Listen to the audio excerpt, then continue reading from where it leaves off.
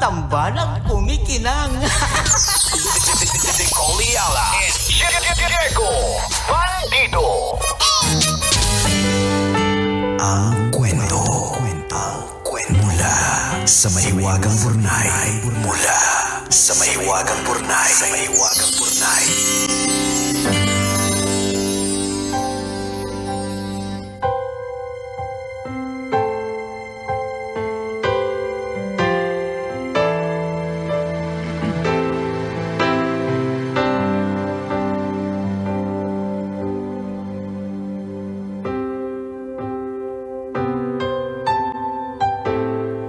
Dear kumikinang na tambalang ni Coliala at Diego Bandido. Magandang araw po sa inyo. Itago nyo na lang po ako sa pangalang Monique, 30 years old, at isa sa maraming walang sawang nakikinig sa programa ninyo. Sumulat po ako para ibahagi ang isang mahalagang aral na natutunan ko recently. Sana po ay kapulutan ng aral ng mga tagapakinig ninyo. Ganito po kasi, 10 taon kaming magkasintahan ni Bob. Sa loob ng mahabang panahong yon, kinumbinsi ko ang sarili ko na mahal niya ako kahit hindi ko masyadong ramdam. Hindi kasi siya expressive at sweet. Sabi ko, baka hindi lang talaga marunong magpakita ng affection. Hindi kasi siya yung tipo na magbibigay ng flowers kahit may okasyon. Kahit simpleng handwritten letter o surprise, wala. Kapag magkasama kami, mas madalas pa siyang nakatingin sa phone niya kaysa kausapin ako. Pero dahil mahal ko siya, tinanggap ko lahat. Nag-birthday yung best friend niya recently kaya syempre imbitado kami. Pagdating namin sa venue, magulo ang seating arrangement kaya nawalan kami ng upuan. Tumabi muna kami sa gilid habang naghihintay na asikasuhin ng coordinator. Maya-maya may dumating na magandang babae. Head turner, sabi nga nila. Napatingin ang boyfriend ko at doon ko siya nakita sa paraan na matagal ko nang hinihintay maranasan bilang girlfriend niya. Bigla siyang naging gentleman. Hinanapan niya ng mauupuan yung babae habang ako tahimik na nakatayo. Naiinis ako dun sa lalaki. Hindi naman ako yung girlfriend. Anyways, kabwisit. Habang namimintig ang mga binti, doon ko na-realize yung isang bagay na matagal ko nang dinedenay sa sarili ko. Expressive naman siya. Hindi lang talaga niya kayang gawin sa akin. Tahimik lang ako hanggang matapos yung kasal. Pero pag uwi ng bahay, kinuha ko lahat ng gamit niya. Tinupi ko na maayos yung mga damit. Kasama ng iba pang gamit niya, binalot ko ito ng maayos at pinadala sa kanya. Yun na ang huling gabi na kailangan kong lokohin ang sarili ko para manatili. Habang bitbit ng rider yung mga gamit niya, pakiramdam ko, kasabay nun yung 10 taon kong pagkapit sa isang taong hindi naman pala ako kayang piliin sa simpleng paraan. Paulit-ulit siyang tumawag at nagmamakaawa. Sabi niya, OA lang daw ako. Pero para sa akin, tama ang naging desisyon ko. Hindi naman kailangan ng grand gestures para maramdaman mong mahal ka. Minsan, nasa maliliit na bagay yun. Sa paraan ng pagtrato sa'yo, sa kung paano kanya inuuna kahit sa simpleng sitwasyon. Sa kung paano kanya iparamdam na importante ka nang hindi mo kailangang ipagsiksikan yung sarili mo. Ngayon kapag naalala ko yung gabi ng kasal, hindi na siya masakit tulad ng dati. Malinaw na malinaw sa akin kung bakit kailangan kong umalis. Minsan kahit gaano katagal ang relasyon, darating yung punto na kailangan mong piliin yung sarili mo bago tuluyang maubos kung ano man ang natitira sa'yo. Salamat po sa pagbasa ng sulat ko. Ang inyong kumikinang na tagapakinig, Monique.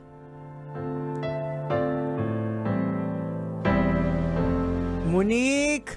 Hi, Monique! Ito yung sinasabi natin, Jegs, na minsan nag-hold on tayo sa isang relationship.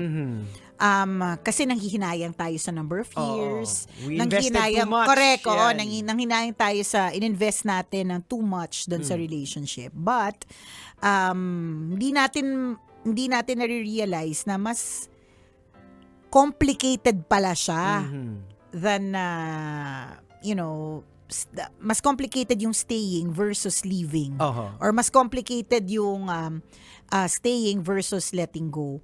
Ewan ko kung naranasan nyo na po yan, Kabisyo. Ako naranasan ko yan na hold on ako kasi nang hinayang. Tapos, akala ko talaga, nung finally nag-decide ako to let him go, akala ko talaga iiyak ako. Ang ending, nag-inom ako. Pero, hindi ako nag-inom dahil Nalungkot ka. nalungkot ako. It was really more It was a of relief. Para talagang literal. Parang gumaan ng mga 5 pounds yung body weight ko or body mass. Kasi parang literal na merong binunot na tinik na may mga tinitiis ka lang pala talaga mga bagay kasi gusto mo, parang feeling mo, magbabago pa, feeling mo, pwede pa to, ganyan. Tapos, wala, hindi na pala talaga. Well, for some siguro baka isipin nila na parang ang OA. No? Kagaya ng sinabi ni Bob, di ba? Oo, Ang OA, maliit na bagay o dahil doon sa... Pero hindi niyo po alam na trigger lang po yun. Correct.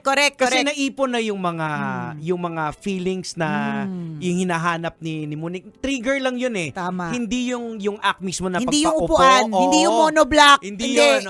Hindi Trigger yun. na yun. It's the right time and the perfect time na ma-trigger, na ma-realize ni Monique na it's about time to let go. Tama ka dun sa sinabi mong yan.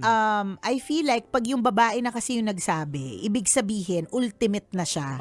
Kasi, correct me if I'm wrong, Jegs, but matiisin kasi yung mga babae. Totoo naman. So, alam mo yon, parang magbibigay ng space, ng time to improve. Ewan ko, napapansin mo, madami tayong mga ganyan na mga kwentong natatanggap dito na obvious yung red flag, pero inilalaban, 'di ba? Pinupush, ganyan.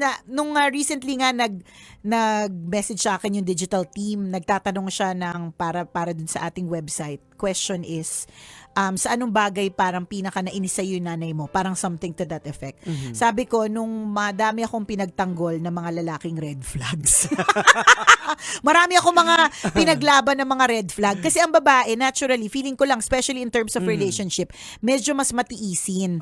So, nagtitiis kapag kahit na ang daming nakikitang masakit sa ulo sa kanya, titiisin na lang iintindihin. Kaya yung sinasabi ni Jegs na, yung upuan, kasi yun yung title ng kwento yung upuan was the trigger. It's the ultimate icing sa cupcake. Pero bago dumating sa icing, 'di ba? Dumaan muna ito sa proseso ng arena siya, na nilagyan siya ng butter, naging batter siya, hanggang sa naging cupcake, hanggang sa nalagyan ng icing. Ang dami munang dinaanan. Tama. Kumbaga yung upuan, it was the last straw. Correct. Huli na yun. Huli na yun. Kaya hindi pwede sabihin ng lalaki na, okay, fine, pwede namang ibigay sa kanya kung mababaw yung understanding niya na ang OA naman, pag nagkatanungan, ba't kayo naghiwalay? Kasi hindi ko hinanapan ng upuan. Ayan. Ang hinanapan ko ng upuan, yung magandang babae, di ba? Last na kasi yun. Correct. Ang dami ng patong-patong. Hindi niya man sinabi, di ba? Very general yung kanyang statement na hindi niya nararamdaman na expressive, hindi niya nararamdaman yung sweet, ganon. Kasi doon pa lang sa intro niya na parang pinaniwala niya yung sarili niya na mahal siya kasi nga hindi expressive kahit hindi niya nararamdaman. Kahit hindi niya nararamdaman. Kasi kayo mga babae, given na very kayo emotional. So mostly... talaga ba? Oo. Nakita mo ba sa akin yun? Parang hindi ko sure. So very emotional kayo in any form. Kaya mostly pinapagana niyo yung emosyon yun. Lalo na pag mahal mo yung isang tao. Yes. 'Di ba? Madaming pagfo-forgive. Yes. Ako diyan nagsimula, Jegs, bago pa man ako naging strengths coach, diyan nagsimula yung paniniwala ko that you should magnify the strength, not the weakness. Na laging hindi may madami siyang strengths Yung mga weakness na yan, syempre wala namang perfect. Diyan nagsimula yan na sa mga red flag.